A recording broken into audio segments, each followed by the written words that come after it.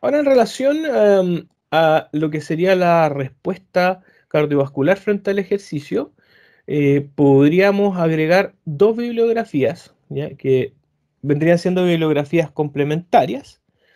Vamos a ver el libro de Sharon Plowman de Exercise Physiology y el monocardio de corazón y ejercicio.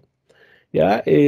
Ahí se van a dar cuenta, a medida que vamos avanzando, que hay algunas diapositivas donde hay figuras que están sacadas de estos libros. Entonces, obviamente no es la intención de que te leas el libro entero, ni siquiera el capítulo completo, pero que cuando estés estudiando y veas los gráficos, algunos diagramas que vamos a ver, tú los busques en los libros y leas, ¿ya? Y leas lo que dice respecto a los gráficos. Vamos a ver, por ejemplo, los gráficos que son la respuesta cardiovascular al ejercicio. Vamos a basarnos en los gráficos que salen en el libro de Sharon Plowman, que me parece que están bien ordenados, son bastante claros, ¿ah? Y eso los vamos a utilizar.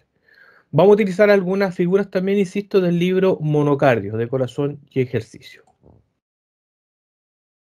Entonces vamos a la respuesta cardiovascular. Entonces cuando uno hace ejercicio físico, vamos a encontrar cambios que son agudos, ¿ya? Recuerden que esto lo vimos la primera o segunda semana de clase de esta asignatura, que veíamos que existen cambios que son agudos, que son respuestas, y estos cambios son temporales. A lo que hablábamos, salir corriendo ahora, hacer ejercicio ahora, salgo a andar en bicicleta. Ya, se van a presentar algunos cambios que son agudos, respuestas, aumento de la frecuencia cardíaca, de la ventilación, de la temperatura corporal, de la tasa de sudoración, liberación de catecolamina, etcétera, etcétera, etcétera. Pero eso va a durar mientras estemos haciendo ejercicio. Claro, después tenemos algunos efectos post ejercicio, respuestas post ejercicio que pueden durar algunos minutos u horas, ¿ya? Pero no más que eso. Ahora, para lograr cambios crónicos, que se conocen también como adaptaciones, se requiere un entrenamiento, es decir, entrenamientos que me refiero a ejercicio físico sistemático por mucho tiempo. Probablemente estas adaptaciones, estos cambios crónicos se van a conseguir producto de años, años de entrenamiento. ¿Ya? Entonces, eso es lo primero. Entonces, vamos a ver primero las respuestas, que son los cambios agudos. Posteriormente vamos a ver las adaptaciones, que son cambios crónicos. Entonces, una de las primeras cosas que se revisaron en fisiología humana era el concepto de la homeostasis, y eso lo ligamos acá en fisiología del ejercicio aplicada. También dentro de las primeras clases veíamos una definición de fisiología del ejercicio, que era el estudio de cómo el ejercicio era una agresión ¿a qué? Al equilibrio, a la homeostasis, ¿no? Entonces, eso es lo que va a ocurrir. Vamos a tener un desequilibrio homeostático producto del ejercicio y vamos a tener algunos receptores. Hay receptores metabólicos, receptores mecánicos, tenemos receptores de la presión arterial que se llaman varoreceptores, ¿ya? Entonces, todos esos van a enviar una respuesta, ¿ya? Que se va a generar, o van a enviar una información, mejor dicho, a algún centro, por ejemplo, a los centros respiratorios, a los centros vasomotores, ya que están en nuestro sistema nervioso central, y se va a generar una respuesta. Y vamos a tener un órgano diana, por ejemplo, el propio corazón, que por ejemplo podría empezar a aumentar su gasto cardíaco, frecuencia cardíaca o volumen sistólico. Todo esto para generar una respuesta, un cambio funcional. Y aquí tenemos un ejemplo de un feedback o retroalimentación negativa, ¿cierto? Entonces, cuando estamos haciendo ejercicio, obviamente que el músculo requiere más oxígeno, hay mayor consumo de oxígeno, ¿ya?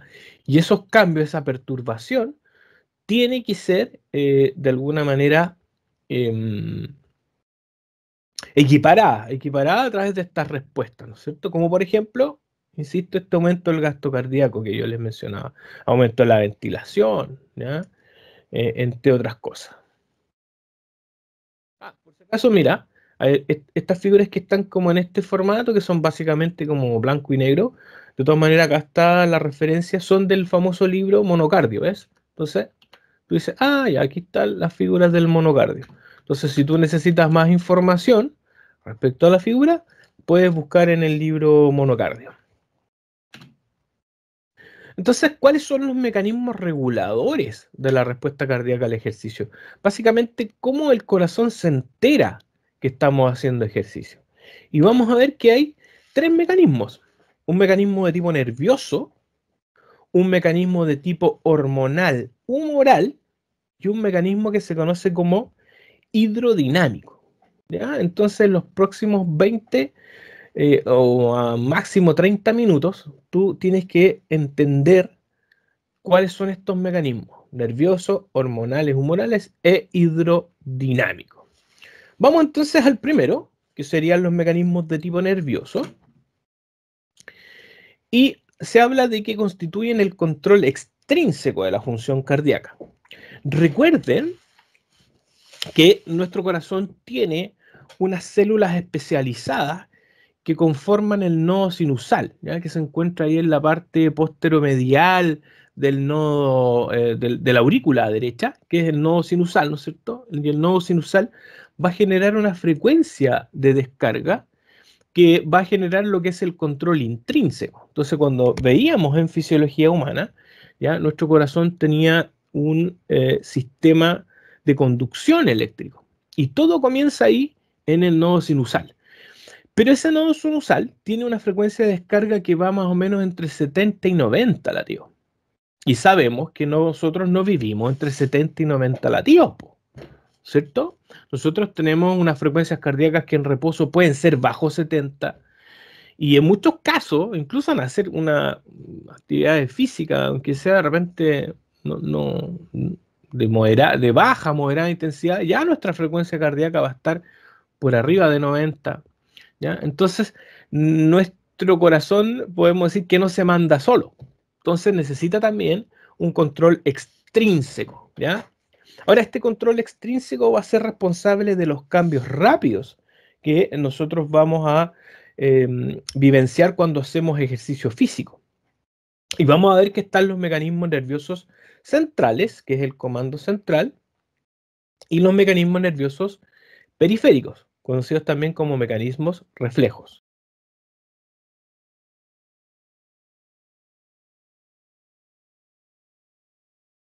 Entonces observen acá esta preparación cadavérica del famoso libro Yokochi de anatomía. Espero que hayan visto ese libro Yokochi. Ahora si no, búsquenlo porque es buenísimo. Vemos acá el bulbo raquídeo, ¿ya? Aquí está con el número 14, se está apuntando el bulbo raquídeo, específicamente la porción ventrolateral. Y aquí está el centro vasomotor, ya responsable del control de los acontecimientos cardiovasculares o de la respuesta cardiovascular. Ya, obviamente que este centro vasomotor va a tener una interrelación con la corteza y con el hipotálamo, ¿ya? Pero acá está nuestro centro vasomotor. Entonces, este centro vasomotor ya va a generar una influencia, obviamente, sobre los vasos sanguíneos. Por ejemplo, en el músculo esquelético, ¿ya? En las arteriolas que están irrigando el músculo esquelético, van a generar una vasodilatación, ¿ya? En general, cuando estamos haciendo ejercicio.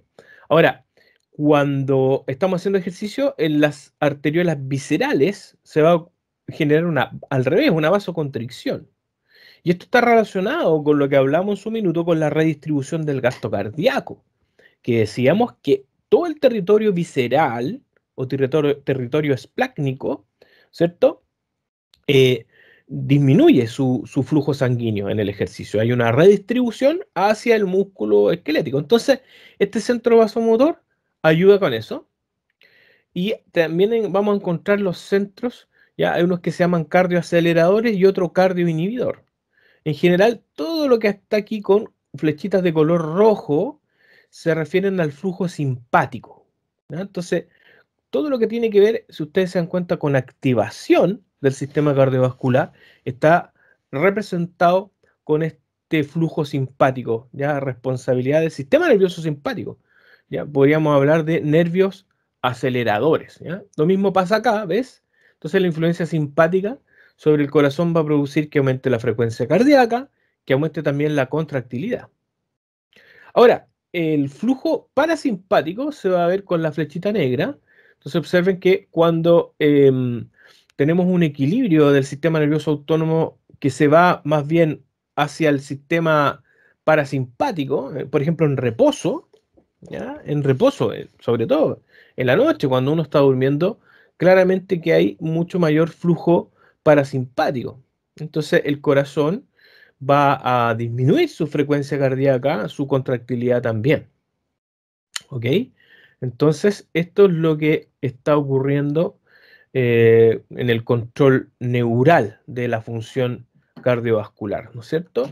Y todo ocurriendo aquí en el centro vasomotor o centro también que podemos hablar de cardioacelerador o cardioinhibidor, ya que está acá principalmente en la porción ventrolateral del bulbo raquídeo.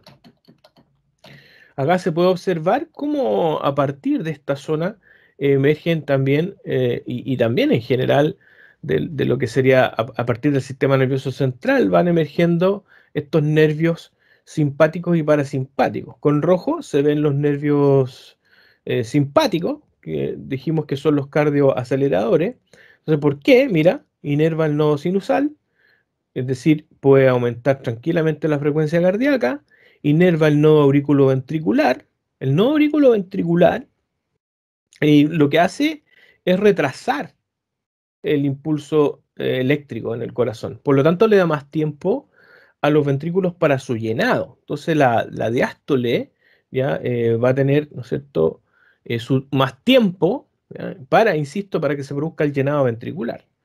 Ahora, ¿qué es lo que hace el simpático? Retrasa ese tiempo, ¿ya? O sea, el tiempo se hace un poquito más corto, por lo tanto, también hay una aceleración del impulso nervioso, ¿ya? Del impulso eléctrico, mejor dicho, impulso eléctrico, podríamos decir. Entonces, tenemos un efecto cronotrópico, que tiene que ver con el aumento de la frecuencia cardíaca, un efecto dromotrópico, que tiene que ver con la aceleración de la del impulso eléctrico, y fíjate que el simpático también inerva los ventrículos. Eso quiere decir que puede también aumentar la contractilidad. Eso se conoce como un efecto inotrópico. Inotrópico. ¿Ya? Entonces, si aumenta la contractilidad, obvio que va a aumentar el volumen sistólico. Entonces, ventrículos que se contraen con más fuerza van a generar también volúmenes sistólicos mayores. ¿Ya? Entonces, todo este sistema nervioso simpático va a generar como aceleración. ¿Y para qué? Pues para que tu sistema cardiovascular pueda, insisto, cumplir con los requerimientos que están impuestos durante el ejercicio físico. Ahora el parasimpático hace todo lo contrario, pues. Con verdecito se ve el parasimpático. Mira como también tiene un efecto ahí sobre el nodo sinusal, la frecuencia cardíaca baja, también va a tener una influencia sobre el nodo auriculoventricular, es decir, el tiempo acá aumenta, el tiempo de retraso, y por lo tanto todo es más lento. Insisto, eso va a ocurrir cuando estamos más relajados, ¿ya? Entonces acá en esta figura se ve la actividad del sistema nervioso autónomo, ¿ya? Específicamente acá pensando en el nodo auriculoventricular, ¿ya? Y cómo este sistema nervioso autónomo y el, ¿no es cierto?, el simpático y el parasimpático podrían generar cambios acá en la frecuencia cardíaca, ¿ya? Recordar que hay una estrecha relación también con toda la parte periférica, ¿ya? Que es lo que vamos a ver ahora, porque hablábamos de un control nervioso central, pero también hay un mecanismo periférico con distintos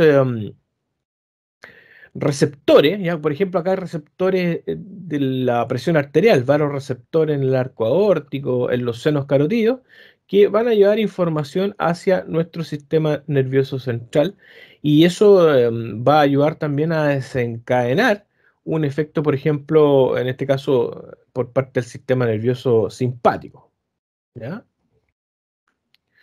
Entonces, esto es lo que ocurre, básicamente. Vamos a tener una programación cortical del acto motor, ¿ya? Porque cuando nosotros vamos a hacer ejercicio físico, ¿ya? Hay una serie de estímulos que vienen desde la corteza motora, ¿ya? Es decir, de estructuras nerviosas superiores, ¿ya? Y estas obviamente que van a actuar sobre el centro vasomotor, pero van a hacer una escala en el hipotálamo. ¿Bien?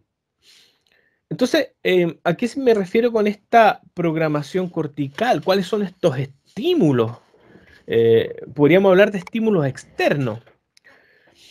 Por ejemplo, un deportista, antes de comenzar su carrera, no sé, por lo que tenga que hacer, ya tiene un marcado aumento y estímulo del sistema nervioso simpático y una inhibición del parasimpático. ¿Por qué? Porque está de alguna manera procesando toda la información del medio ambiente, pues el público que pueda estar en el estadio, ya gente que pueda estar, le está haciendo barra, ya hay aspectos motivacionales, etcétera. Entonces, ya tiene lo que se conoce como una respuesta anticipatoria, ¿ya? Entonces, ya hay una activación simpática que va a estar generando un aumento de la frecuencia cardíaca, por ejemplo. Y eso es medible, ¿ya? Y obviamente una inhibición parasimpática. Ahora, estos estímulos, ¿ya? Que vienen, que van a ir hacia este centro vasomotor, ya dijimos que vienen de la corteza y que son proporcionales al número y tamaño de los grupos musculares implicados, ¿ya? Entonces, obvio, si una persona, no sé, po, va a jugar PlayStation y está ocupando los dedos nomás, ¿ya? Obviamente que el estímulo va a ser bastante bajo en comparación a que si uno tiene que salir a andar en bicicleta o subirse a una trotadora, donde la masa muscular claramente que es mucho más grande y por lo tanto el estímulo al centro vasomotor es mayor y por lo tanto vamos a tener una estimulación simpática aún más grande. Bien, entonces eso es lo que está ocurriendo respecto a los mecanismos nerviosos centrales. Bien, entonces ahí yo dejo un espacio para sus preguntas, ¿ya? Si se va entendiendo esto de los mecanismos centrales, ¿no? Un paso a paso. Ojo que acá esta es una figura del capítulo 16 del libro López Chicharro, ¿ya? Que también sería bastante útil que lo pudiesen revisar. ¿Dudas? ¿Consultas?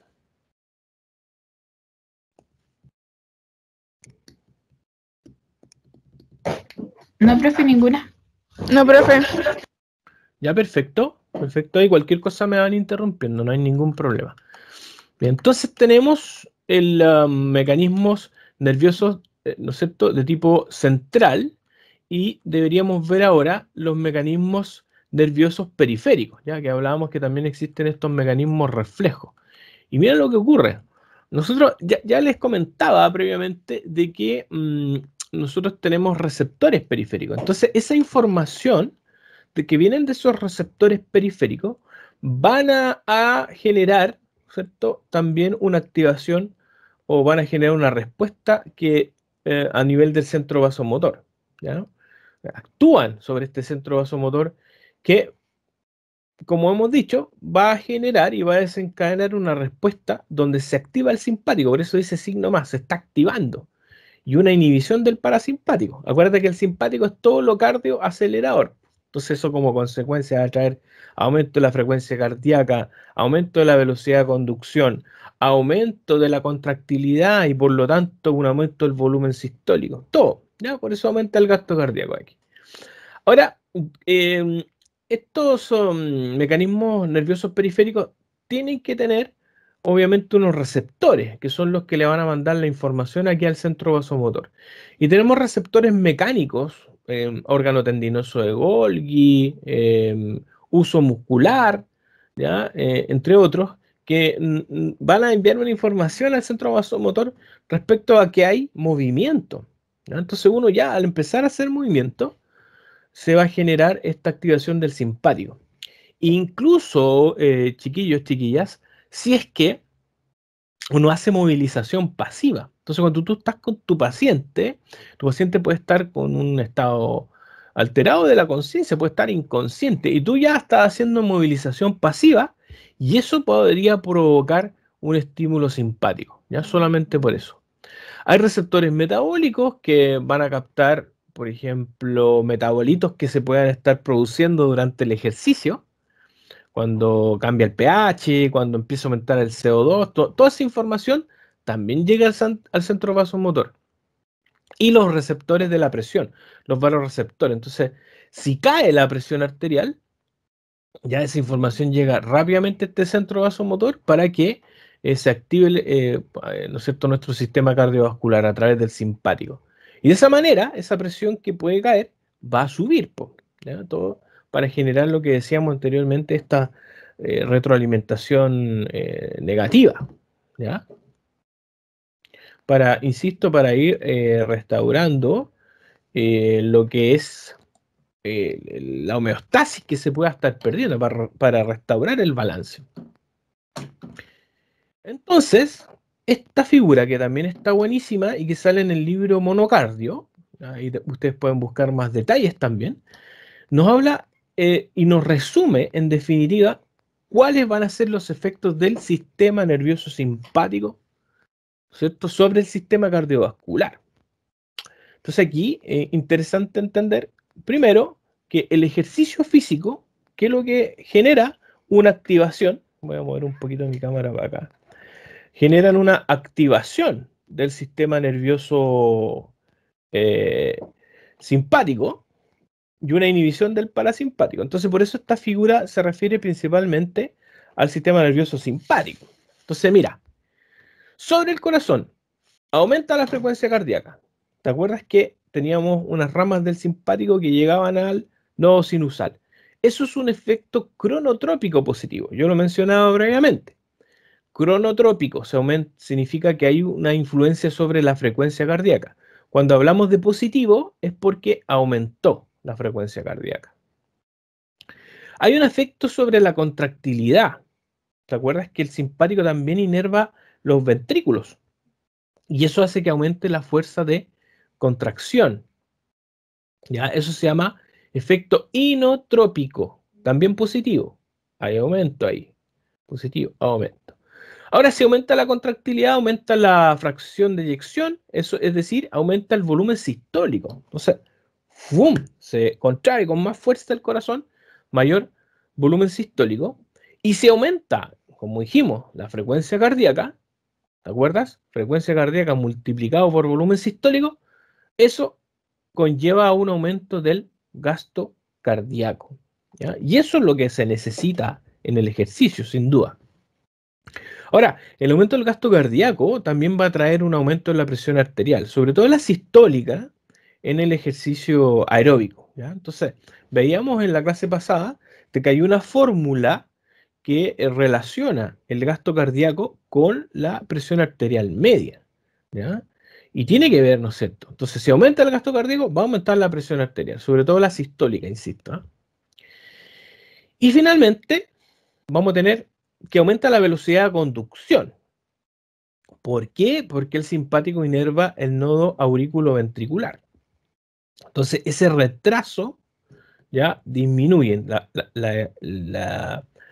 Digamos, el impulso eléctrico va a viajar más rápido por el corazón. Y eso se llama un efecto dromotrópico positivo. Y eso es todo lo que está ocurriendo en el ejercicio físico, ¿ya?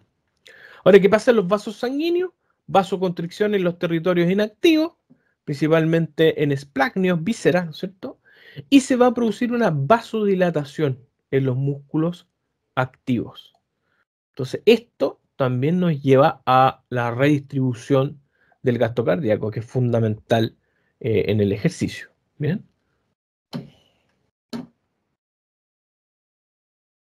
Bien, entonces esos serían los mecanismos de tipo nervioso.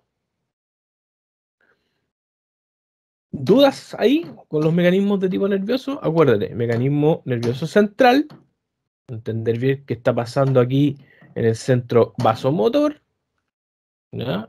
Aquí hay otra figura clave, paso a paso, que va a pasar con estos mecanismos nerviosos centrales y los mecanismos nerviosos periféricos.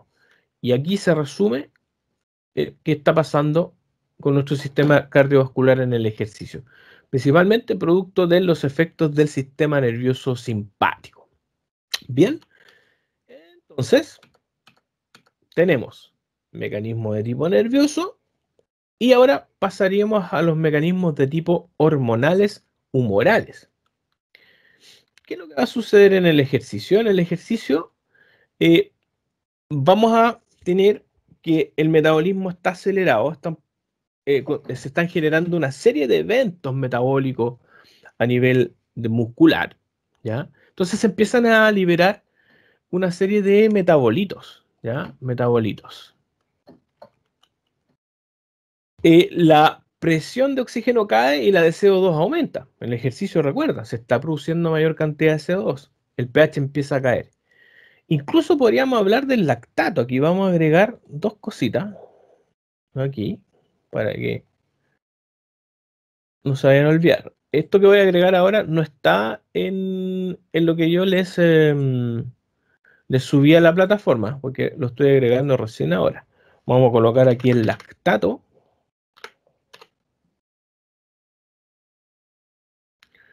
Vamos a poner ahí un relleno. El lactato.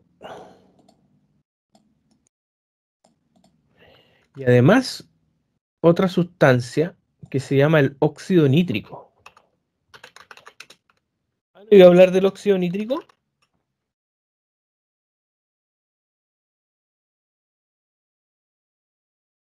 Chiquillos, chiquillas, ¿han oído hablar del óxido nítrico?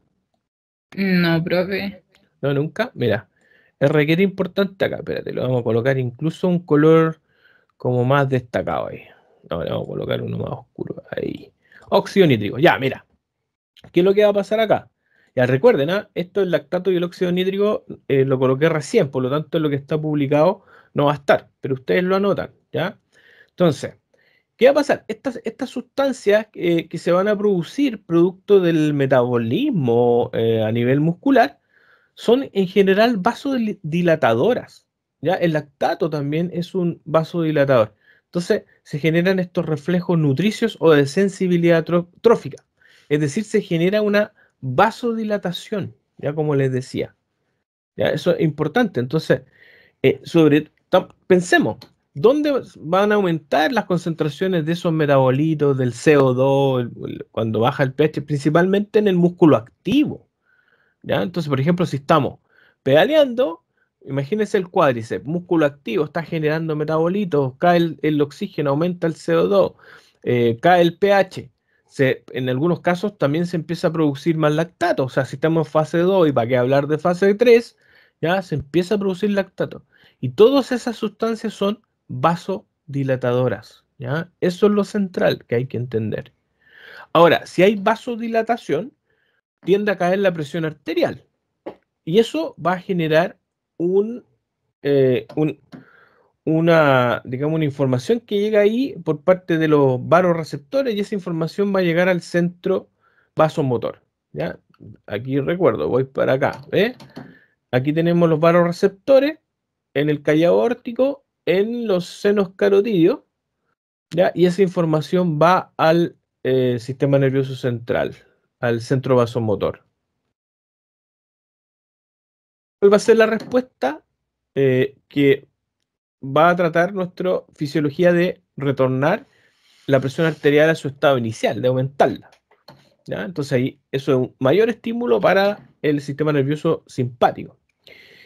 Y es muy importante el óxido nítrico. ¿Ya? El óxido nítrico, chiquillos, chiquillas, es una de las sustancias principales vasodilatadoras y que nos ayuda a mantener lo que se conoce como la función endotelial.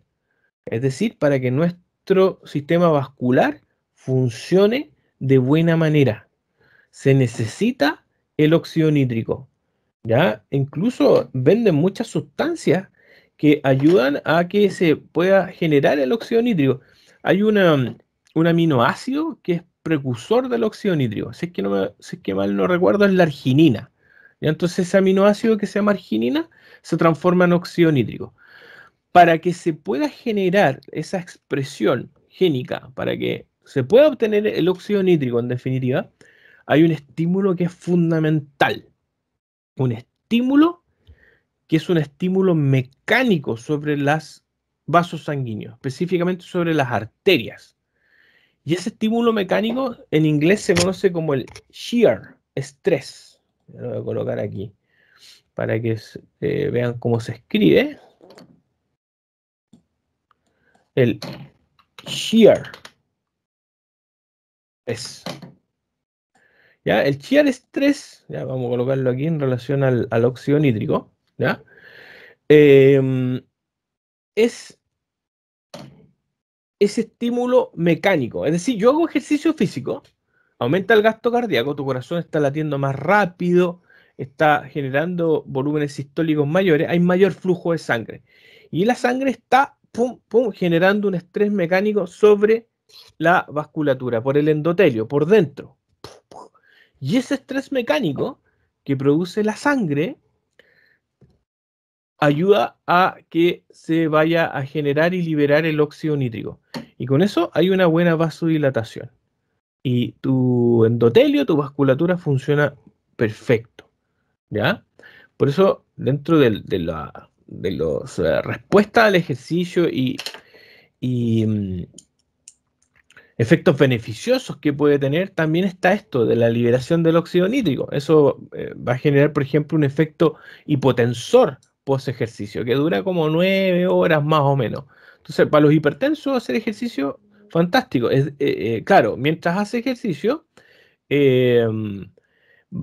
ejercicio, sube la presión arterial sistólica, pensando en un ejercicio aeróbico, pero durante el día, después de la sesión de ejercicio, su presión arterial debería tender a la baja, sobre todo gracias a la liberación de este óxido nítrico, ¿no? Entonces, requiere importante el ejercicio para mantener una buena función endotelial, ya vascular. Bien, ¿se entiende esto de los mecanismos tisulares y los reflejos nutricios? Vasodilatación.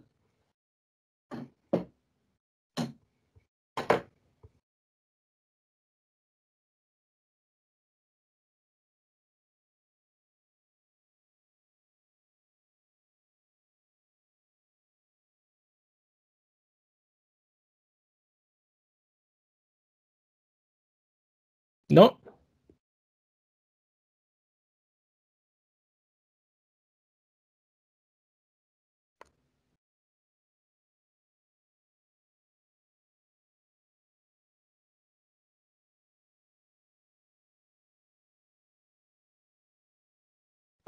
¿Profe, la podía explicar de nuevo? Claro, por supuesto. Ya, lo que quiero dejar claro con estos mecanismos humorales, que cuando hacemos ejercicio se liberan sustancias que son como subproductos del metabolismo, por decirlo así. ¿Ya? Eso primero se entiende, entonces ahí también el Diego me pedía que lo explicara de nuevo, ningún problema. Entonces, cuando hacemos ejercicio, por ejemplo, se va a aumentar la liberación de CO2, pues, acuérdate, metabólicamente estamos produciendo más CO2, probablemente va también a aumentar la liberación de lactato. Acuérdate que si aumenta el lactato, también va a aumentar la cantidad de CO2 por el tamponamiento del lactato. Algunos metabolitos, prostaglandinas, ¿ya? Entre otras sustancias que son vasodilatadoras. Entonces, imagínate que estás haciendo ejercicio en bicicleta. Tú estás principalmente utilizando cuádriceps, entre otros músculos, por supuesto. Pero concentrémonos en el cuádriceps. Se liberan estos metabolitos, estas sustancias, y estas, a nivel de cuádriceps, generan una vasodilatación de todas las arteriolas. Y eso mejora el flujo sanguíneo en el músculo. Entonces, si llega más sangre a tu músculo, vamos a tener que, va a estar mejor oxigenado, van a llegar mayor cantidad de nutrientes, por lo tanto, vas a tener una mayor probabilidad de poder cumplir con la demanda física, ¿ya? Entonces, eso es lo que está ocurriendo. Ahora, esta vasodilatación, que es más o menos importante, va a generar una baja en tu presión arterial. Entonces, si baja tu presión arterial, eso es detectado por los vasoreceptores, callo aórtico, cuerpos carotídeos, ¡pum!, y va al centro vasomotor. Y se va a producir, por producto de una retroalimentación negativa, un aumento en la presión arterial. ¿Y cómo se produce el aumento de la presión arterial? A través de principalmente a través del sistema nervioso simpático. ¿Ya? Se activa el simpático y con todas las consecuencias que comentamos previamente.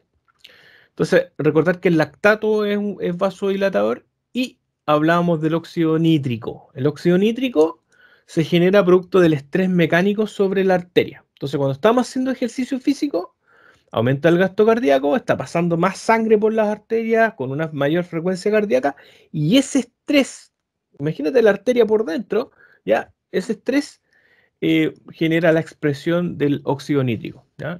Hay un aminoácido que decía que es la arginina, que es el precursor del óxido nítrico, del óxido nítrico. Ese estrés mecánico se llama shear estrés, ¿ya? Y es fundamental para mantener una buena función endotelial. Por eso es tan importante, insisto, por ejemplo, para los hipertensos o para evitar, no sé, por la acumulación de placas de ateroma en tus arterias coronarias, hacer ejercicio físico regular. Ya, ahí se entiende un poquito mejor, Diego, y parece que había sido la Nachmia que me había, o la Carla que me había pedido repetirlo. Sí, profe, ahí sí, mejor, gracias. Perfecto, perfecto. Diego, ¿sí? Sí, profe.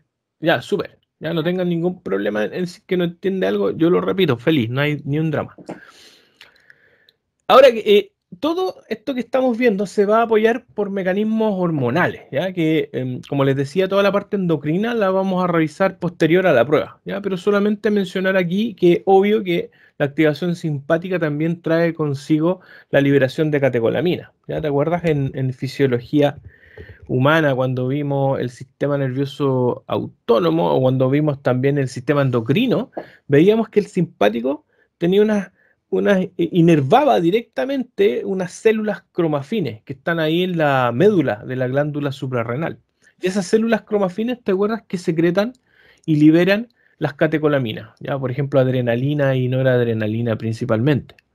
¿Ya? Además, agreguémosle a esto la activación del eje hipotalámico hipoficiario. Entonces, por ejemplo, cuando hacemos ejercicio también se tiende a la liberación de hormona del crecimiento y también aumentos relativos en relación al cortisol. ¿Ya? Entonces, también hay mecanismos hormonales que están involucrados. Entonces, por ejemplo, la liberación de adrenalina y noradrenalina de alguna manera apoyan el trabajo directo del simpático sobre el corazón. Entonces, si hay mayor cantidad de adrenalina, también hace eso y genera que tu corazón aumente su frecuencia cardíaca, su contractilidad. Es como que es para que el efecto simpático directo, ¿ya? A través de la hormona se prolongue un tiempo más largo. ¿Ya? Es más lento, eso sí. Entonces tenemos los mecanismos de tipo nervioso, de tipo hormonales humorales y además vamos a hablar que hay otro mecanismo regulador de la respuesta cardíaca. Ya, recordad que todos estos mecanismos van en paralelo, ya no significa que exista uno y en otras veces otro, no, sí que esto va todo en paralelo. ¿Ya? Entonces vamos a ver uno que es bien interesante, que es el mecanismo hidrodinámico, ¿ya? Que me parece que también lo revisamos en su momento en fisiología humana. ¿Ya? Entonces, ¿qué es lo que tú tienes que pensar? ¿Ya? Cuando hacemos ejercicio físico, la clave es esta: aumenta el retorno venoso. Entonces, uno de los aspectos más importantes respecto a la respuesta del sistema cardiovascular al ejercicio es el aumento del retorno venoso. ¿Ya? Vamos a ver que ese aumento del retorno venoso es un factor determinante, ¿ya? Para el aumento del gasto cardíaco durante el ejercicio. Entonces, esta respuesta hidrodinámica, este diagrama que sale acá, que también lo pueden encontrar, insisto, en el libro Monocardio, te lo explica paso a paso. ¿Qué es lo que explica? Explica cuáles son los factores que hacen aumentar el retorno venoso en el ejercicio. Y ese aumento del retorno venoso tiene una consecuencia, que finalmente es el aumento del gasto cardíaco.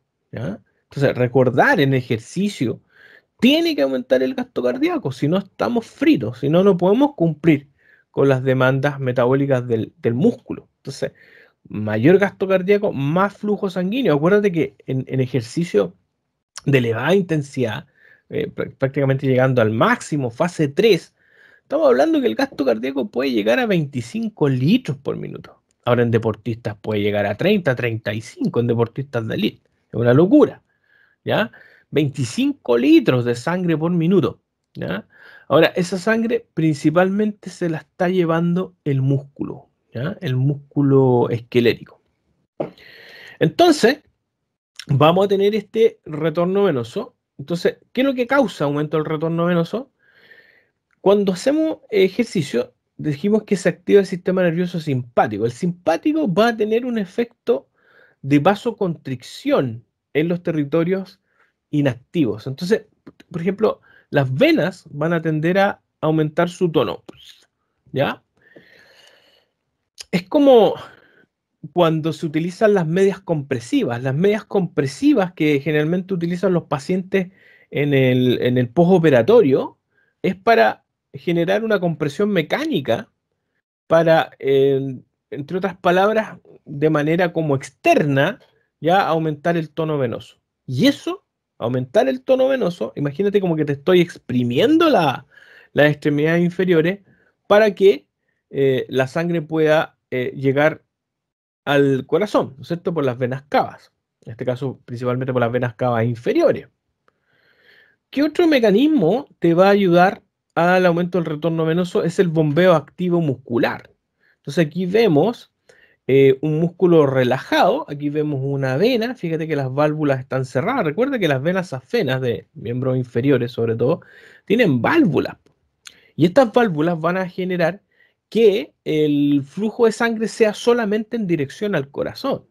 ¿Bien? Entonces, por ejemplo, cuando se contrae el músculo, ¿ya? Pensemos sobre todo gastrocnemius, ¿ya? Va a generar ahí una compresión mecánica sobre la vena, produciendo un aumento del retorno venoso ya al corazón.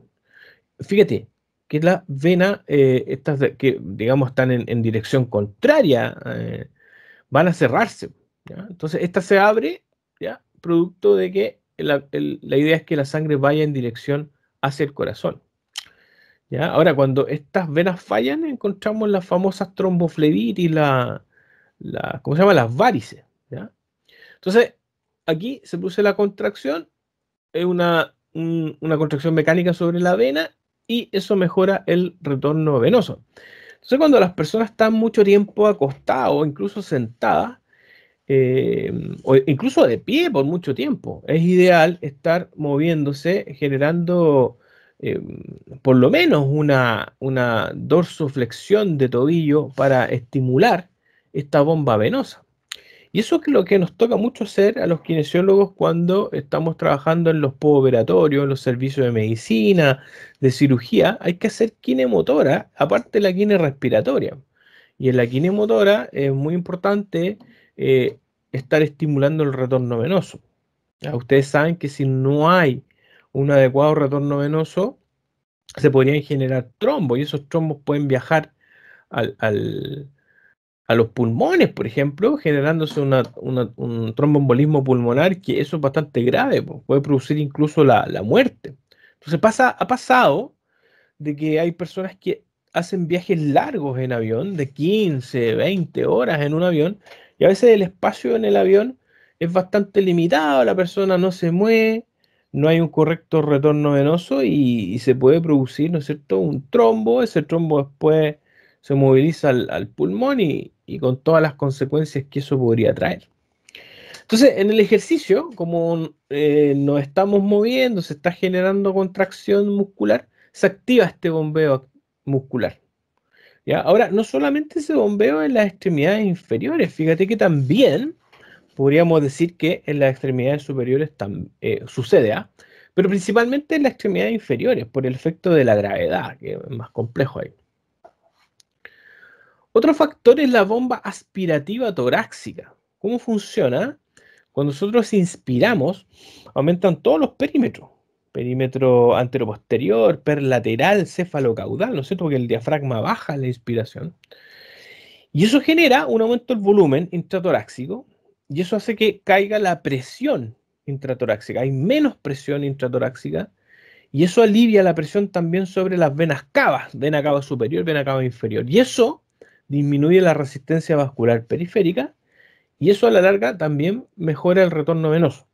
Ahora, en el ejercicio estamos ventilando más, por lo tanto se está estimulando también esta bomba aspirativa torácica. ¿Bien? Y el otro factor tiene que ver con la redistribución del flujo cardíaco ¿ya? Que está mediado principalmente por el sistema nervioso autónomo. Entonces, aumenta la resistencia vascular en los territorios que son inactivos, por músculo inactivo, los esplagnios, el riñón, un poquito en la piel, también baja el flujo sanguíneo. Y toda esa redistribución del flujo también apoya al aumento del retorno venoso. ¿Bien? Entonces, hay preguntas, ¿ya? Si se entienden los factores que están desencadenando un aumento del retorno venoso en el ejercicio. Por favor, me comentan.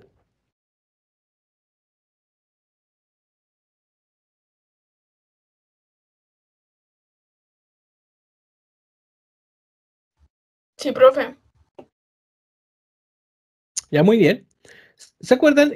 Si esto lo vimos en fisiología humana, ¿se acuerdan de esta figura?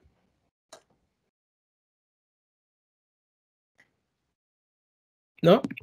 Profe, no sé si pasó diapositiva o no sé. Sí, en humana tenemos que haberla visto, sí, con diapo. Pero donde cobra más relevancia aún es acá en el ejercicio, ¿ah? En fisiología del ejercicio es donde uno va a profundizar un poquito más respecto a esta respuesta hidrodinámica.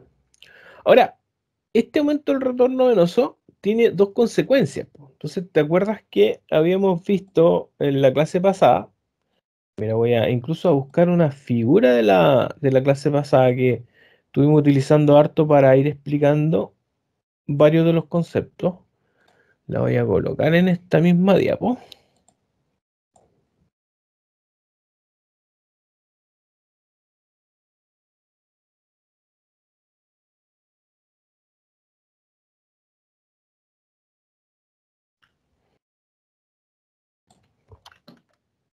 Mira, esta famosa figura que vimos hartas veces la vez pasada. Esta, mira.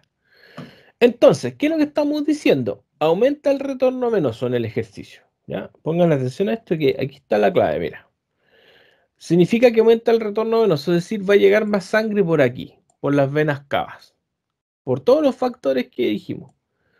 ¿Ya? Por lo tanto, si aumenta el retorno venoso, va a llegar más sangre al ventrículo derecho, ¿cierto? Y eso provoca un estiramiento de la aurícula derecha. Acuérdate que acá está el nodo sinusal. Entonces, ese estiramiento, producto de que llega más sangre de retorno, ese estiramiento genera una hiperexcitabilidad del nodo sinusal. Entonces, por reflejo de Weinbridge, entonces aquí te tienes que acordar del reflejo de Weinbridge. Weinbridge. Disculpen esas líneas que no deberían salir, pero ustedes saben que Bridge. De nuevo, mira, puras líneas. Ya salen automáticas. Se rayó todo. Lo voy a anotar de otra manera.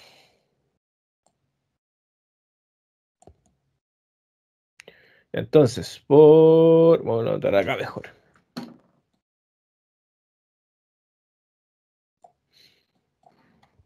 Por reflejo de Weinbridge,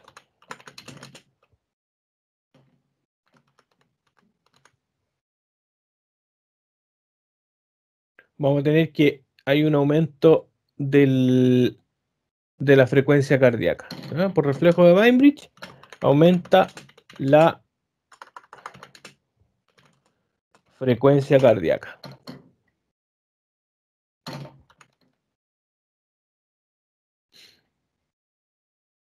Ya, esa es una de las consecuencias que tiene este aumento del retorno venoso.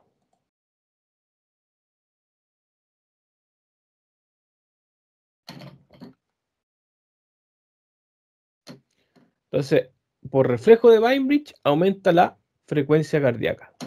Ahora, si aumenta el retorno venoso, también va a llegar más sangre de retorno acá al corazón izquierdo. Si esta sangre que llega aquí a la aurícula derecha después tiene que salir eyectada por el tronco pulmonar hacia los pulmones, intercambio gaseoso, y la sangre llega acá, ¿viste? A la aurícula derecha, por las venas pulmonares.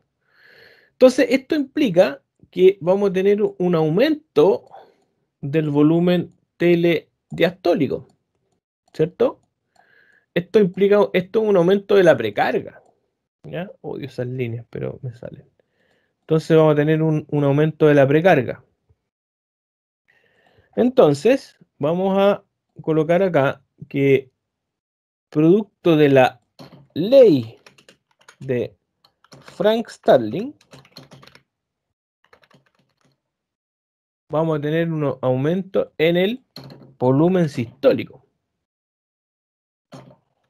Aumenta el volumen sistólico, ¿sí? Entonces, por un lado, tenemos aumento de la frecuencia cardíaca, producto del reflejo de Bainbridge. Por otro lado, tenemos aumento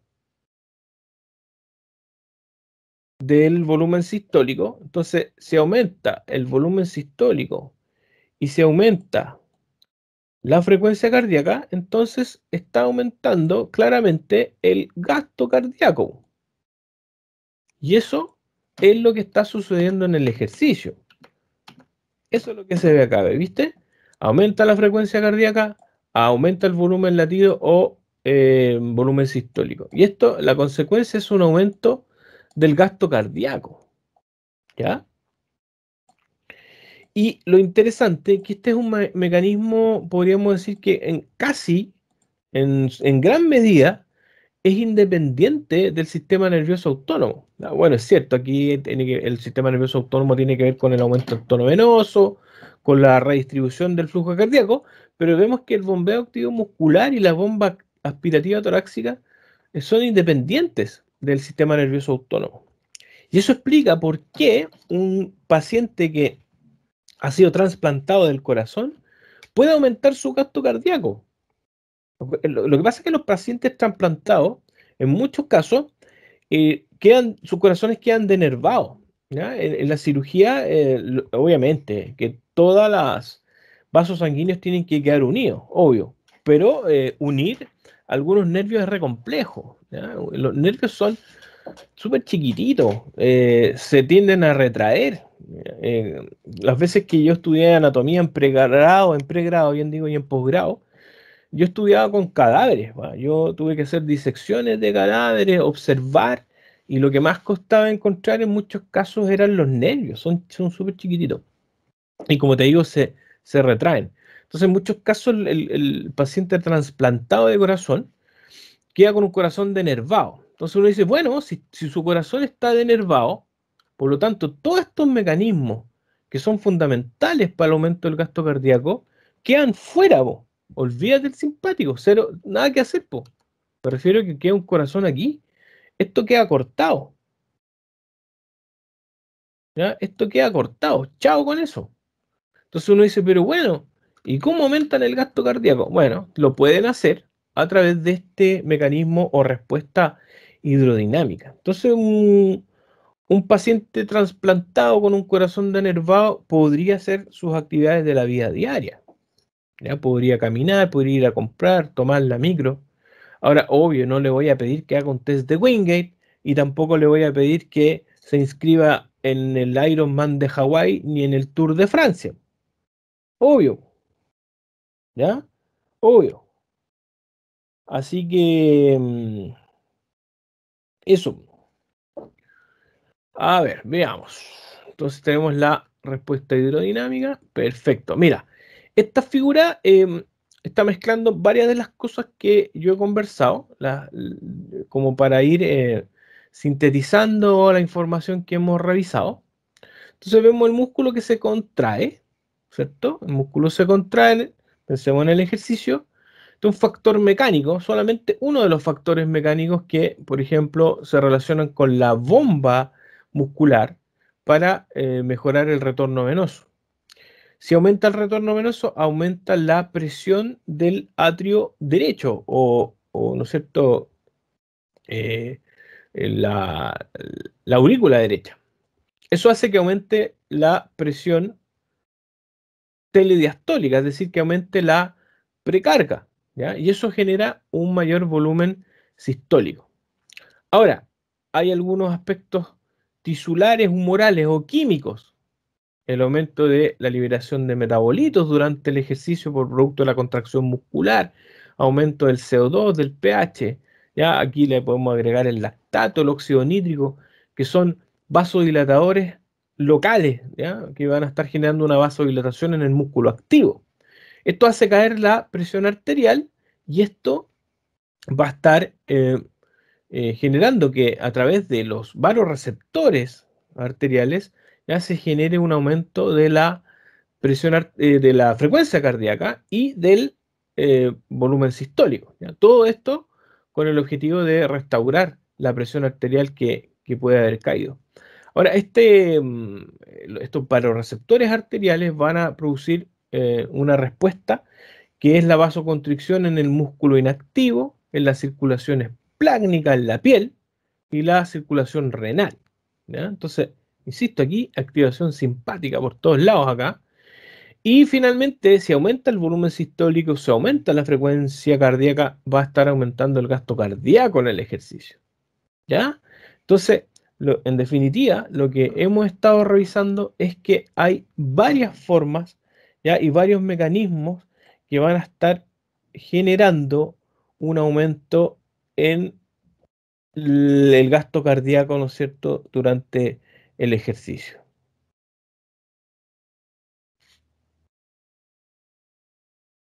Y esto se resume finalmente acá, mira. Esta es una figura que también la pueden encontrar en el libro de Fisiología del Ejercicio de López Chicharro, el capítulo 16. Y mira, ¿te acuerdas que el Q era el gasto cardíaco? Entonces, ¿por qué aumenta el gasto cardíaco durante el ejercicio? Bueno, por dos cosas. Primero, porque tiene que aumentar la frecuencia cardíaca. ¿Por qué aumenta la frecuencia cardíaca? Por reflejo de Bainbridge, ¿no es cierto? Aumento del retorno venoso, hiperexcitabilidad del nodo sinusal, aumenta la frecuencia cardíaca. Y por supuesto por la activación simpática y la inhibición del parasimpático. Por otro lado, en el ejercicio va a aumentar el volumen sistólico. ¿Por qué? Por activación simpática, porque el simpático tiene influencia sobre los ventrículos, aumenta la contractilidad, y por aumento del retorno venoso. Aquí podríamos agregar de que producto del aumento del retorno venoso, por ley de Frank-Starling, ya se va a generar también un aumento del volumen sistólico. ¿Ves? Entonces, todo esto serían los factores que van a condicionar la respuesta del gasto cardíaco durante el ejercicio. ¿Bien? Entonces, siempre piensen en que en el ejercicio tiene que aumentar el gasto cardíaco. Obviamente eso implica un aumento de la frecuencia cardíaca y del volumen sistólico. ¿Bien? Ya me comentan si eso se va entendiendo, ¿viste? Ahí está, aumento del gasto cardíaco. ¿Se entiende?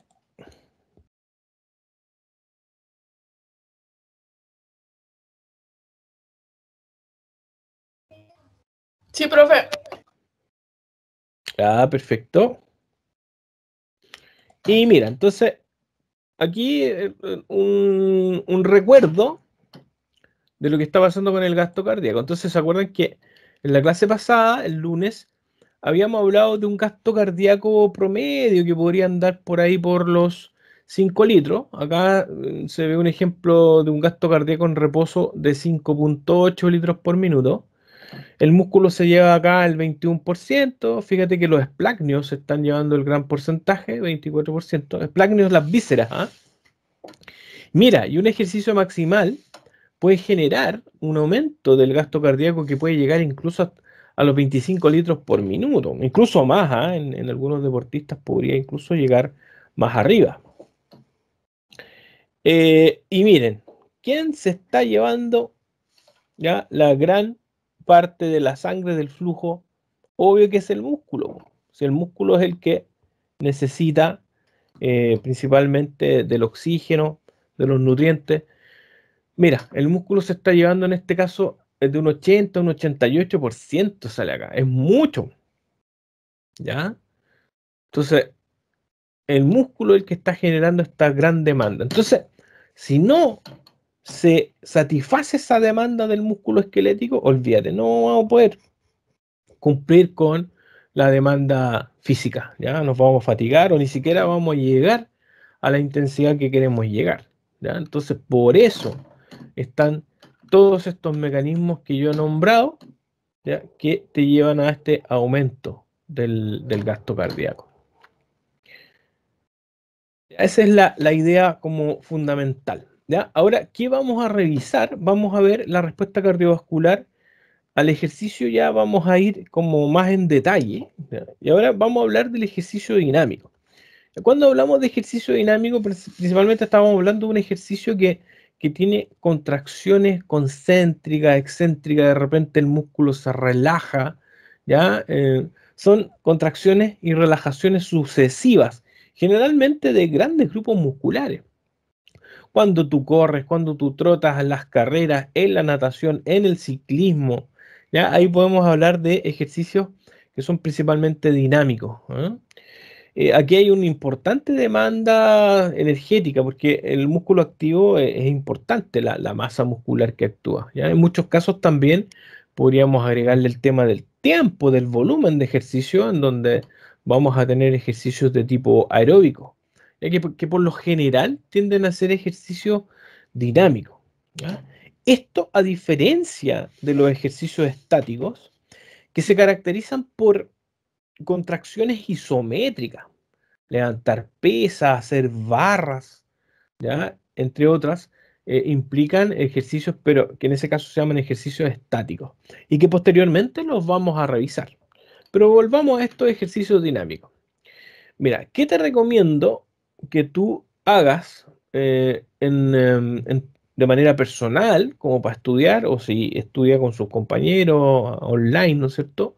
También entre ustedes pueden elaborar esto. Esto no es una tarea, sino que es una recomendación para que ustedes mismos se vayan ordenando.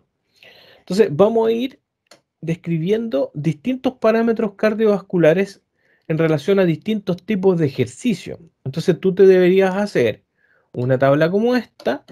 Entonces, tú pones el parámetro cardiovascular, ya. Por ejemplo, la frecuencia cardíaca, heart rate. Aquí incluso te coloco la sigla en inglés para que no te vaya a confundir. Entonces, ahí para que vaya anotando. Frecuencia cardíaca, heart rate.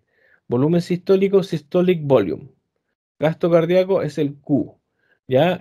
Presión arterial sistólica, systolic blood pressure. Presión arterial diastólica, diastolic blood pressure. Presión arterial media, medium arterial pressure. Esto sería resistencia vascular periférica, ¿ya? Total peripheral resistance, TPR. Este sería el doble producto, ¿ya? Que en inglés sería el RPP, ¿ya? Entonces ahí están los distintos parámetros. ¿Por qué les puse esto en inglés? Porque vamos a utilizar los gráficos del libro Sharon Plowman, que hablábamos al inicio de la clase, y que es un libro que está en inglés, ¿ya? Pero básicamente revisar ahí los gráficos, no es muy complicado. Entonces, ¿qué vas a hacer acá? Tú vas a colocar, por ejemplo, ya un tipo de ejercicio aeróbico de corta duración, de baja a moderada intensidad, y tú acá brevemente describes con tus palabras lo que pasaría respecto a la frecuencia cardíaca, qué va a pasar con el volumen sistólico y así con cada uno de los parámetros cardiovasculares. Y aquí tú vas llenando con distintos tipos de ejercicios, ¿ya? ¿Qué es lo que vamos a ver ahora? O sea, lo primero, vamos a ver un ejercicio incremental hacia el máximo, hasta el máximo, ¿ya? De menos a más, pero llegando a la maximalidad.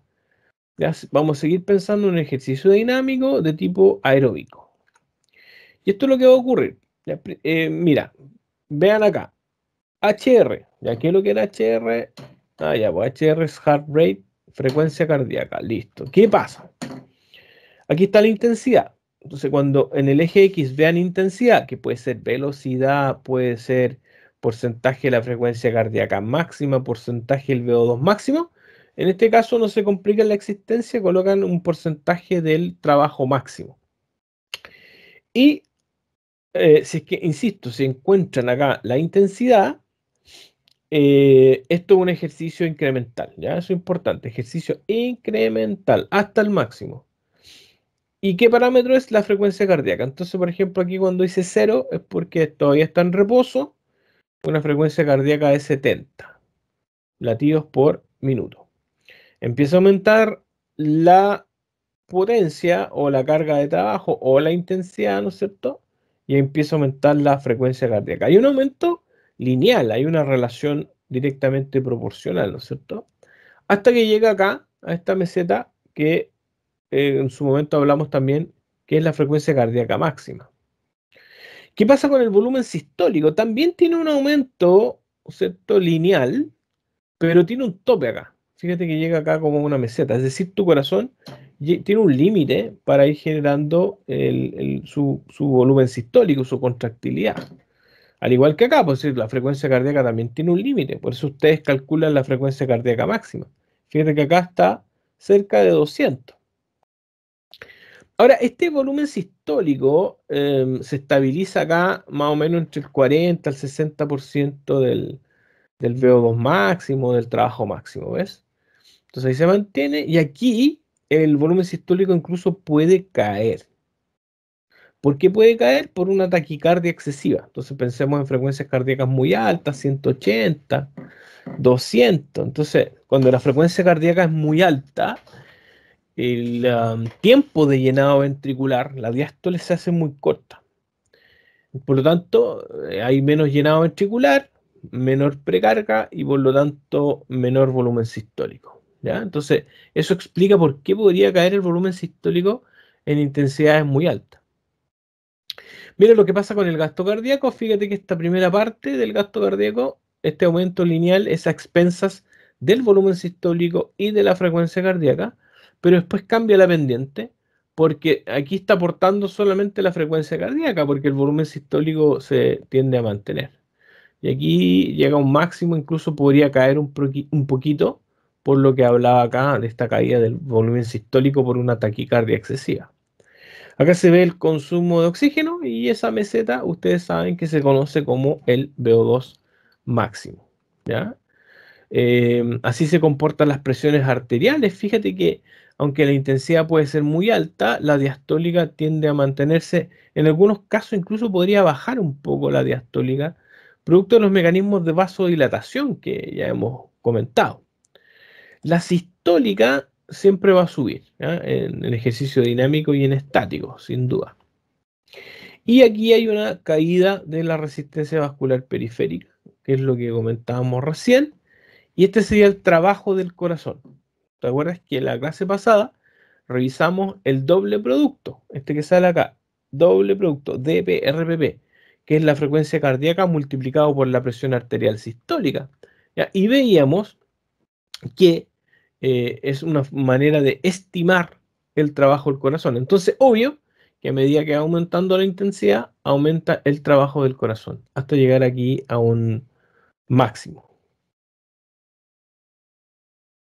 Entonces, cada una de esas descripciones que yo he hecho de cada uno de los parámetros, tú las tienes que manejar. Pero básicamente es mirando los gráficos, es describir el gráfico. Con eso tú te orientas. Y tú las vas colocando acá. Obvio que cambias acá, aquí pones ejercicio aeróbico ¿cierto?, de intensidad creciente, progresivo, hasta el máximo, ¿cierto? Ejercicio aeróbico incremental hasta el máximo y lo describes. Ahí está, ¿viste? El volumen sistólico aumenta, se mantiene ahí. Puede llegar entre el 40 al 60%, más o menos llega ahí, 40, sí. Ya lo mismo el gasto cardíaco, ¿viste? Esto es lo mismo. Ahí está la frecuencia cardíaca, el volumen sistólico. Eso va, este máximo va a llegar ahí entre el 40 al 60% del VO2 máximo. Y ahí está cómo se comporta el gasto cardíaco. Veamos ahora un ejercicio también aeróbico. Seguimos con los ejercicios dinámicos, pero en este caso es de corta duración, de baja a moderada intensidad. Que es importante, aquí ya vamos a empezar a ver los gráficos de Sharon Plowman. Observa que acá abajo ya no sale la intensidad, sale... ¿Cómo saco esto? No, ahí está. Ya, es un ejercicio de carga continua, porque aquí no sale la intensidad, te sale el tiempo, te está diciendo ya estuvo 10 minutos a una carga continua, pero fue de baja a moderada intensidad. Por ejemplo, subirse a la trotadora a 7 o a 8 kilómetros por hora. Ya supongamos a 7 kilómetros por hora. Listo, en la trotadora. O a 6. Más fácil. Ya, ¿qué va a pasar con la frecuencia cardíaca? Fíjate que tiene un aumento rápido. Básicamente en los 2 minutos se pega este aumento y se estabiliza acá a los 140 latidos por minuto. Podríamos decir que este es el estado estable para la frecuencia cardíaca. Y uno mantiene la frecuencia cardíaca por los 10 minutos, ya pensando que es un ejercicio aeróbico pero de corta duración. ¿Qué pasa con el volumen sistólico? Lo mismo, un aumento rápido en los primeros 2 o 3 minutos se va a mantener, ¿no es cierto? El volumen sistólico, acuérdate que en reposo más o menos está en 70 ml. Fíjate que en ejercicio acá, esto es un ejercicio de baja a moderada intensidad, llega más o menos a 120 ml, más o menos. Ahora, el gasto cardíaco es la consecuencia de estos dos parámetros, frecuencia cardíaca y volumen sistólico. Entonces ocurre algo bien parecido, un aumento rápido en los primeros 2 o 3 minutos y se mantiene. Entonces el gasto cardíaco en reposo puede ser 5, 5,3, bueno, da lo mismo.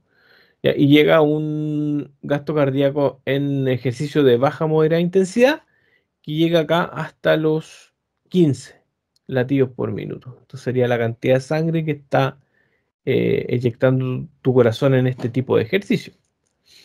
Algo parecido pasa en las presiones sistólicas, la media y la diastólica. La diastólica sí que cambia porque se tiende a mantener. La resistencia vascular cae rápidamente y obviamente que el doble producto aumenta rápidamente, el trabajo del corazón aumenta rápidamente, ¿ya? Porque acuérdate que este es producto de la frecuencia cardíaca por la presión arterial sistólica. Entonces van a generar algo parecido, ¿cierto? Un aumento rápido y una mantención ahí en el tiempo, ¿ya? De este trabajo del corazón. Entonces, consulta respecto a cómo describir estos gráficos.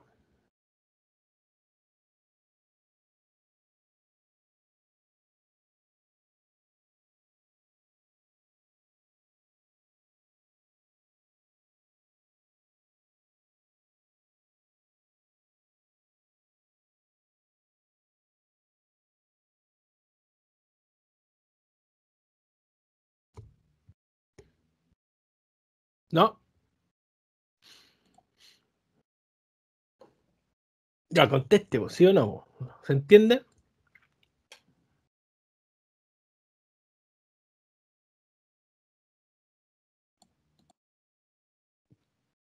Profe, Diego, ¿me puede explicar de nuevo?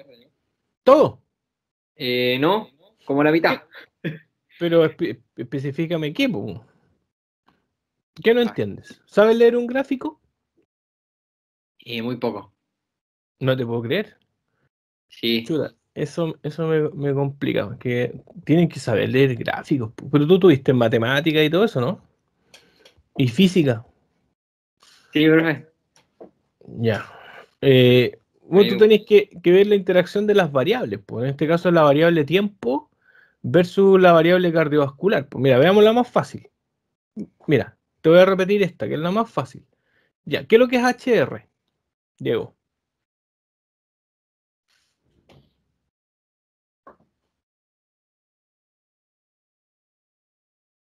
¿Qué es HR?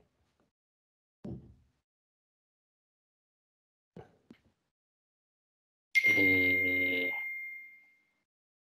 no sé, profe, se me olvidó lo que era HR. ¿Alguien le puede ayudar? ¿Qué es lo que era la variable HR?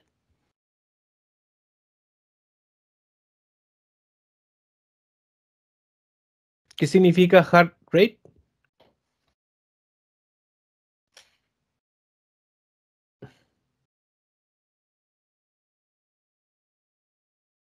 Sí, pues, Ignacio, efectivamente es heart rate, pero ¿qué significa heart rate en español? ¿Qué es lo que es el heart rate? Ignacio ahí me contestaba por el chat.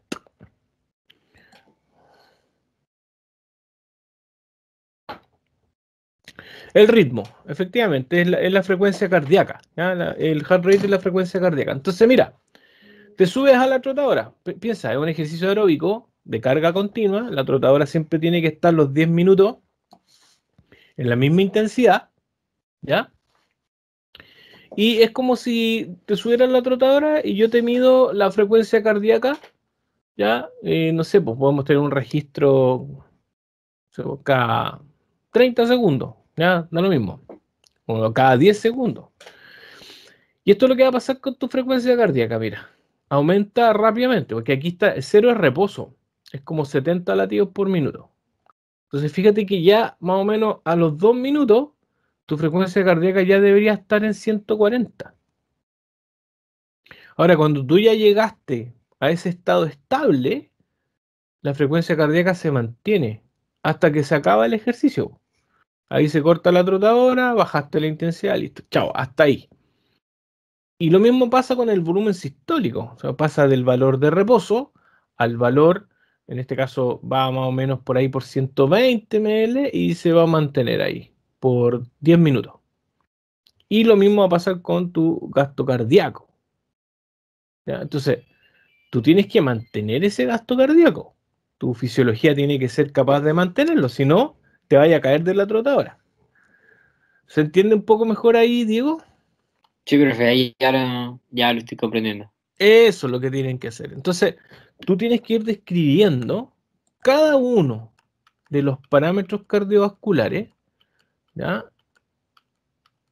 Y mi consejo es que tú lo anotes aquí brevemente, ya que va a pasar con cada uno de los parámetros en los distintos tipos de ejercicio, ¿ya?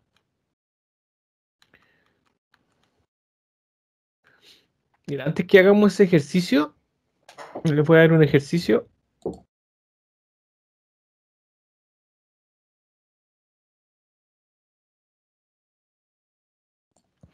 Vamos a ver qué pasa en el ejercicio aeróbico, ¿ya? Pero en este caso, de larga duración. Y fíjate que también vamos a hablar de una intensidad más alta, de moderada a alta intensidad. Mira lo que sucede. Veamos la frecuencia cardíaca, que recién la describí. ¿Les parece algo distinto en cómo se comporta la frecuencia cardíaca? Sí, profe, como ¿Qué que pasa? subió, después subió más, aumentó más. Exacto, perfecto. Excelente, Diego. Y excelente también los que se pudieron dar cuenta de aquello. Acá hay un aumento. ¿Se fijan? Y eso no ocurría en el ejercicio de corta duración y de intensidad más baja. La frecuencia cardíaca acá se mantiene, ¿ves? Se mantiene constante.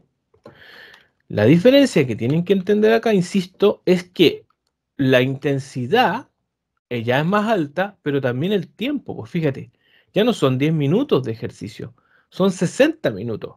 Entonces imagínate en una trotadora por 60 minutos y a una intensidad más alta, ponte tú, no sé, 10 kilómetros por hora la trotadora. ¿Ya? Para cualquiera de nosotros, 10 kilómetros por hora en una trotadora por 60 minutos es bastante, es harto. A lo mejor para un maratonista es nada, no le hacen ni cosquillas, pero para el grueso de cada uno de nosotros es bastante, 60 minutos. Entonces uno dice, pero ¿por qué aumenta la frecuencia cardíaca? Una persona que no tiene la información te podría decir, que seguramente a los 30, 35 minutos le subió la velocidad a la trotadora o le subió la pendiente. Y eso explicaría por qué va aumentando la frecuencia cardíaca. Pero en este caso no se alteraron, ya no se alteró la intensidad. Entonces uno dice, pero qué raro. Veamos qué pasa con el gasto cardíaco. Mira, el gasto cardíaco aumenta rápidamente en unos 5 o 7 minutos. Ya el gasto cardíaco ha llegado a 20 litros por minuto y se mantiene durante todo el ejercicio parejito aquí. Llegamos como a un estado estable del gasto cardíaco por los 60 minutos. Pero uno dice, pero bueno, si aumentó la frecuencia cardíaca, debería haber aumentado el gasto cardíaco. Eso es como obvio.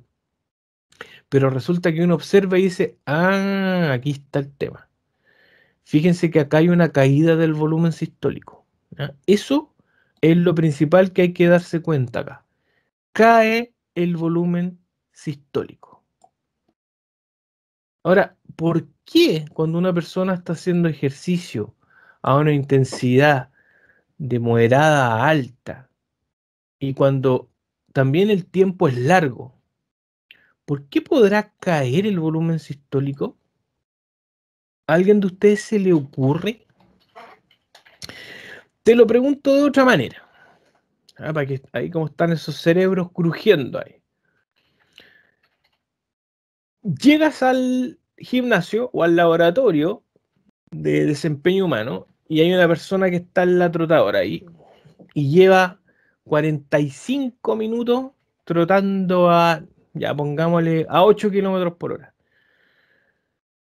Y tú llegas al laboratorio y lo observas, te colocas a 1 metro y lo observas. ¿Cómo se ve esa persona? Coméntenme, ¿cómo lo ves? Mal, o sea, ya muy desgastado, muy Ya, cansado. ya podría ser, si la persona no ha entrenado mucho, obviamente que puede estar bastante cansado, va a estar a lo mejor ventilando, bueno, dependiendo de la persona, dependiendo de la intensidad, podría estar con disnea, ¿ya? Pero podríamos decir que puede una disnea producto del ejercicio, ya, ok, su frecuencia cardíaca más alta, todo el tema, ¿ya? Lo que estamos viendo acá. Pero si tú ves la cara, la piel, ¿cómo se ve? Está blanco, ¿no? O sea, como pálido o ¿Estás de rojo, Ya, no sé, pues dime tú, po, ¿pálido o rojo? rojo, Rojo, po, obvio, po. Se van a colorado. activar. Claro, po, va a estar ruborizado. Acuérdate que se van a estar activando todos los mecanismos de termorregulación. Ya, y aparte de ruborizado, ¿cómo más se va a ver su cara, su polera? Sudado completo. Sudado completo, Ah, exactamente, exactamente. Entonces, ahí has dado con la clave, Diego. Hay una deshidratación. ¿Y de dónde sale el agua del sudor? Viene principalmente del plasma sanguíneo. Entonces, hay una pérdida de la volemia, que no es menor, y que se ve reflejada en esta caída del volumen sistólico. Entonces, si cae la volemia, cae el retorno venoso. Si cae el retorno venoso, cae la precarga. Si cae la precarga, cae el volumen sistólico. Y eso es lo que se está viendo acá. Entonces, ¿qué es lo que hace tu fisiología para contrarrestar esta caída? Es aumentar la frecuencia cardíaca. Porque si no aumenta la frecuencia cardíaca, se mantiene, el gasto cardíaco va a caer. Y significa que nos vamos a ir para atrás con la trotadora. Acuérdate que la cinta sigue girando nomás y no voy a poder seguir, te vais para atrás. Chao. ¿Ya? Entonces hay una compensación por parte de la frecuencia cardíaca. ¿Ya? Ahora, estos cambios en los parámetros cardiovasculares, ahí tenemos otro cambio, se llaman drift. Drift. Drift cardiovascular. Drift cardiovascular. Ya, entonces repito, ¿qué es lo que es un drift cardiovascular? Es un cambio en ¿no es cierto? En el parámetro cardiovascular durante el ejercicio, pero ojo, que no es producto de un cambio en la intensidad. ¿Ya? Este drift del volumen sistólico ocurrió por deshidratación. El drift en la frecuencia cardíaca ocurre por compensación de la caída del volumen sistólico. Este es un drift positivo porque fíjate que la frecuencia cardíaca sube y este es un drift negativo porque la frecuencia, perdón, el volumen sistólico cae. Entonces, claramente se ve una diferencia en un ejercicio de larga duración con esta intensidad que ya es más alta en relación a un ejercicio de corta duración. Ahora, si el deportista o la persona que está en la trotadora está bien hidratado y también se va hidratando durante el ejercicio, sé, pues cada 15 minutos se va tomando un vaso de agua, a lo mejor no vamos a encontrar este drift cardiovascular. Ahora, por otro lado,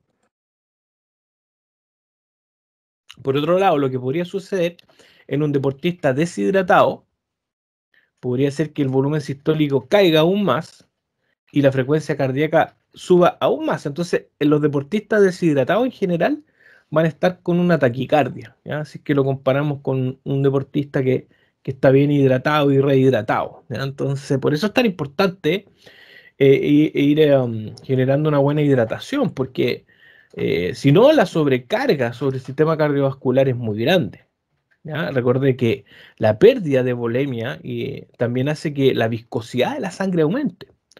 Eso significa que es más difícil que la sangre pueda fluir. E insisto, el trabajo del corazón se hace mucho más pesado, ¿ya? Entonces, esas son eh, las descripciones que ustedes tienen que ir haciendo. Entonces, acá tú podrías, en tu tablita, tú colocas acá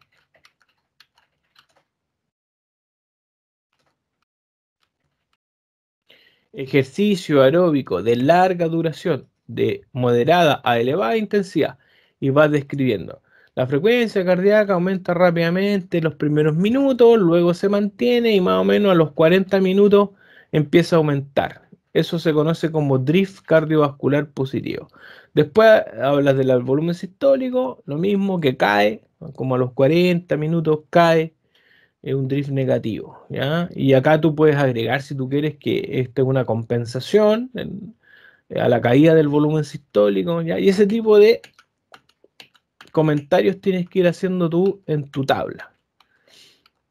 Entonces, para que pueda completar esa tablita, ¿qué le recomendaría yo? Que revise la grabación de su clase, lo primero, y en segundo lugar, que puedas recurrir al libro, ¿ya? Insisto, estos son del libro Sharon Plowman, que está en la página web de apoyo a la docencia, y ahí te explica, pero los gráficos eh, de manera muy didáctica y muy clara. Entonces, este es el libro de Sharon Plowman, el primero que yo les mencionaba acá en la clase. Ya, ahora vamos a hacer un ejercicio, les voy a dar algunos minutos para que hagan algunos cálculos, pero para eso les voy a recordar cada una de las fórmulas que hasta el momento hemos revisado en la parte de respuesta cardiovascular al ejercicio. Ya vayan tomando nota porque van a necesitar de todas estas fórmulas. En la prueba, típico que les hago una pregunta en donde tienen que hacer este tipo de cálculos, ¿ya? Entonces, ¿qué tiene que hacer?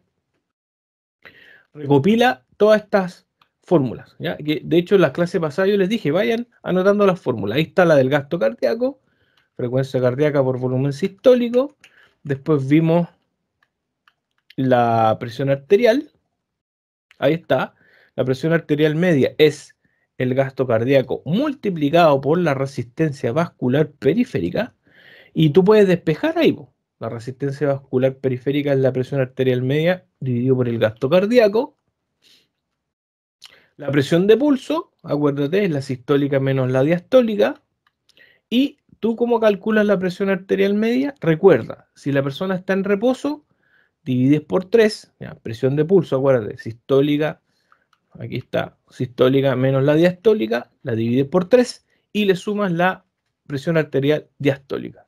En el ejercicio haces lo mismo, pero en vez de dividir por 3, divides por 2. Y la otra fórmula que vimos fuera del doble producto. Presión arterial sistólica multiplicado por la frecuencia cardíaca. Y esto se usa harto en clínica porque nos ayuda a estimar el trabajo del corazón, el consumo de oxígeno del corazón, ¿ya? Y es muy fácil obtenerlo. Cualquier profesional de la salud puede tomar la presión arterial, puede tomar la frecuencia cardíaca, ¿ya? Es una unidad, insisto, es una unidad arbitraria, ¿ya? Unidad de doble producto, pero es muy interesante utilizarlo en clínica. Bien. Ya, ¿y de qué se trata el ejercicio? Ya les voy a dar 15 a 20 minutos para que desarrollen lo siguiente. Ya, háganlo porque lo vamos a revisar ahora. Es el momento para que te des cuenta qué cosa hacer, qué no hacer, ya, y hacer las preguntas, porque típico que pregunto esto en la prueba. Ya, entonces, ya este es el ejercicio. Dice que las siguientes medidas se tomaron a un sujeto de sexo masculino de 42 años, ya en distintas condiciones, ¿ya? Y estas son las condiciones: reposo, ¿ya? ¿Y qué está acá? Acuérdate, HR, frecuencia cardíaca. Esto es la presión arterial sistólica. Esta es la presión arterial diastólica y este es el gasto cardíaco, ¿ya? Entonces te da información sobre el reposo, qué pasó con un ejercicio aeróbico de intensidad baja, que es este, light. Este sería un ejercicio aeróbico de alta intensidad y este sería maximal. Fíjate que en el maximal este paciente pudo llegar a 180 latidos por minuto, con una presión arterial de 200,88 milímetros de mercurio. Mira, el gasto cardíaco pudo llegar hasta 15 litros por minuto.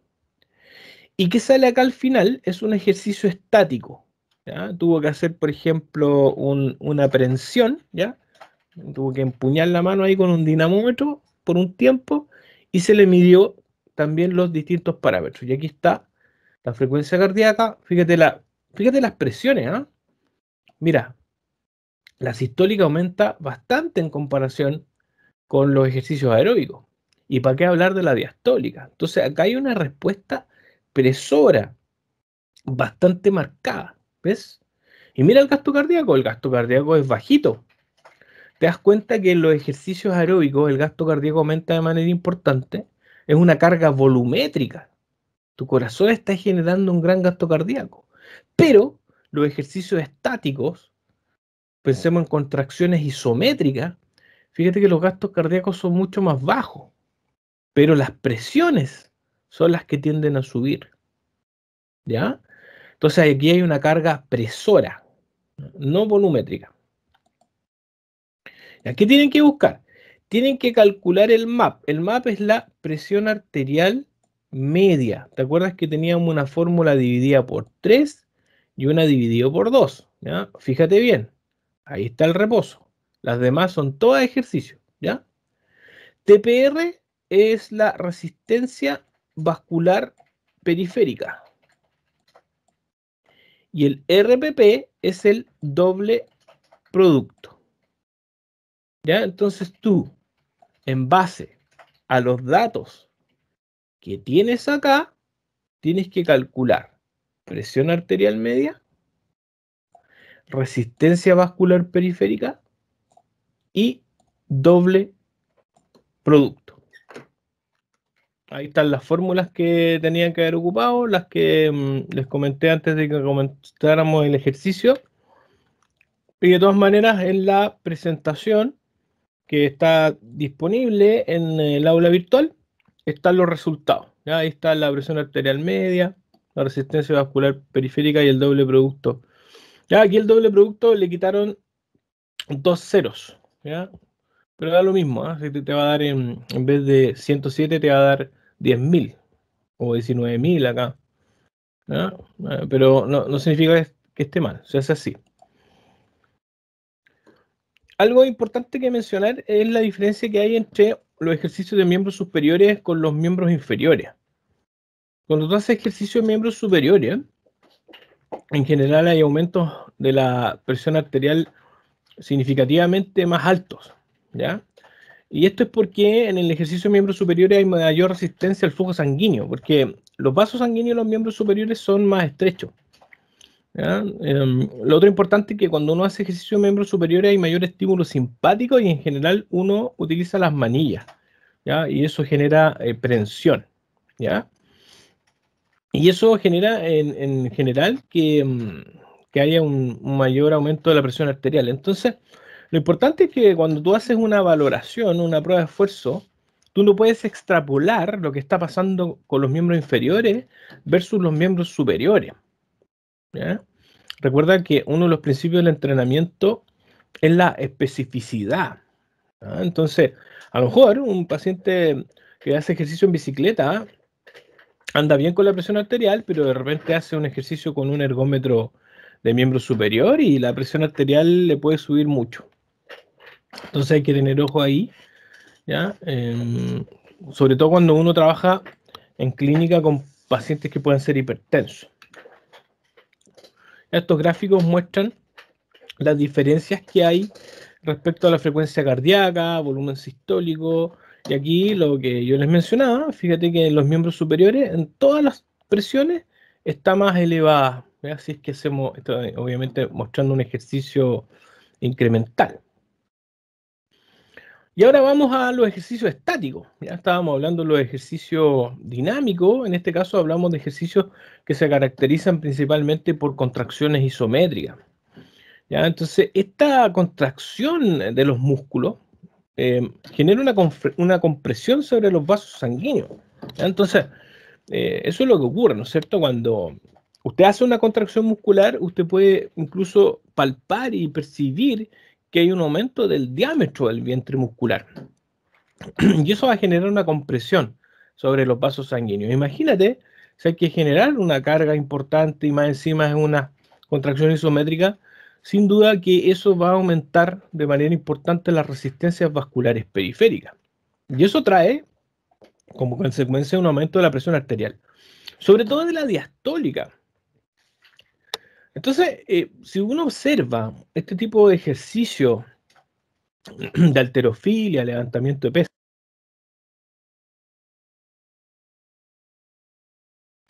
van a ser ejercicios que generan aumento de resistencias vasculares periféricas muy grandes. Más encima está haciendo maniobra de Valsalva, lo que hace también aumentar la presión intratecal. Y a la larga no serían ejercicios recomendados para pacientes crónicos y menos para hipertensos. ¿Ya? Esto en realidad se debería utilizar con deportistas, con gente que quiere buscar una, digamos, no sé, un mayor desarrollo muscular relacionado con su especialidad desde el punto de vista deportivo. Pero yo no lo aconsejaría para la mayoría de las personas. Entonces, ahora, importante sí, que yo no estoy diciendo que el ejercicio de fuerza no sea recomendado. Es requete importante el ejercicio de fuerza, de hecho está recomendado, pero en cargas más bajas con los pacientes crónicos. Entonces tú puedes trabajar con mancuernas, con bandas elásticas, ¿ya? Y tratando de evitar la maniobra de Valsalva. Entonces cuando el paciente está haciendo una contracción, tú haces que, y le pides que bote el aire. Entonces, al botar el aire, evitamos Valsalva. Entonces, ahí estaría bien, pero con estas cargas tan grandes, sin duda que no. Ahora, ¿cuáles son estas respuestas cardiovasculares al ejercicio estático?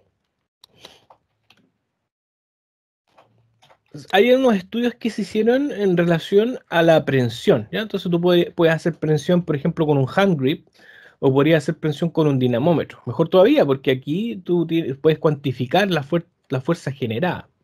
Entonces se calcula la fuerza voluntaria o la contracción voluntaria máxima, y de ahí se trabaja con algunos porcentajes. Entonces aquí se puede observar en las gráficas los distintos parámetros cardiovasculares, ahora con distintos porcentajes. Entonces, cabe destacar qué es lo que pasa con el volumen sistólico en un ejercicio al 50% de la contracción voluntaria máxima. El volumen sistólico cae de manera importante, ¿ya? Esto es obvio porque la propia compresión mecánica de la vasculatura va a generar una disminución en el volumen sistólico. Ahora, para tratar de compensar aquello, hay un aumento importante de las presiones arteriales. Eso se refleja aquí en el aumento importante de la presión arterial media. Mira, va a pasar de 110 hasta 160 milímetros de mercurio. Solamente, imagínate, solamente por hacer una compresión, ¿ya? O una prensión, ¿ya? Y si pensamos aquí, la masa muscular no es muy grande, pero así todo va a generar ya este eh, importante aumento de las presiones arteriales medias, aunque tienda a caer la resistencia vascular periférica, pero no lo suficiente como para atenuar este aumento importante en la presión arterial. Fíjate que eso no ocurre en contracciones de intensidades más bajas, está al 10%, mira, el volumen sistólico se tiende a mantener. Y por lo tanto, los aumentos en la presión arterial media no son tan importantes, ¿ya? Entonces, ¿qué es lo que va a ocurrir en estos ejercicios estáticos?